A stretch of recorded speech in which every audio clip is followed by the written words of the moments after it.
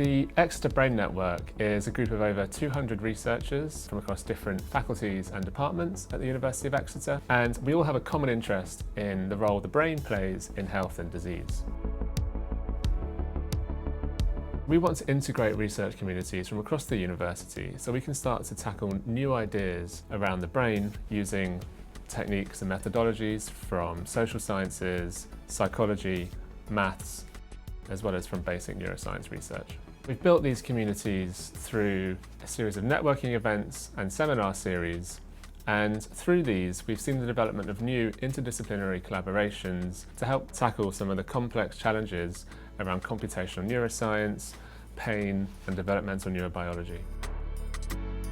In my lab, we want to understand the cellular and molecular mechanisms that underlie the highly specific wiring of cortical neurons in mammals, in the mammalian brain. The wide variety of behaviors in mammals relies on the precise assembly and fine-tuning of these cortical circuits, and so understanding how neurons wire together during development still remains one of the big challenges in neuroscience. Alterations in this process can lead to neurodevelopmental disorders. Understanding these mechanisms and how things can go wrong is the first step towards hopefully one day developing therapies for some of these disorders. Exeter Brain is not just a network. It's a collaborative platform that bring all together to advance neurosciences. It is one of our flagship research network in Exeter's, which we are proud to be part of this exciting journey. We've got state-of-the-art MRI and PET scanners at the new imaging centre. We have some basic microscopes for two-dimensional imaging in colour and fluorescence. We've got EEG labs. We also have some more advanced equipment as well for three-dimensional and time-lapse imaging. Expertise aplenty across lots of disciplines. One of the coolest things we have is our slide scanner.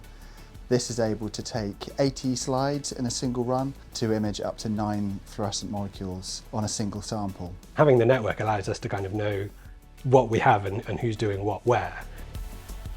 Some of the work we do here is recording EEG, which is electroencephalography, a non-invasive technique placing electrodes across the scalp. It allows us to record the brain in a way that's very comparable to if you could take the scalp off and record the brain directly. We use these kinds of techniques, we marry them up with appropriate mathematical models and gain the best insight into what's going on with the mechanics of the brain, both in health and disease.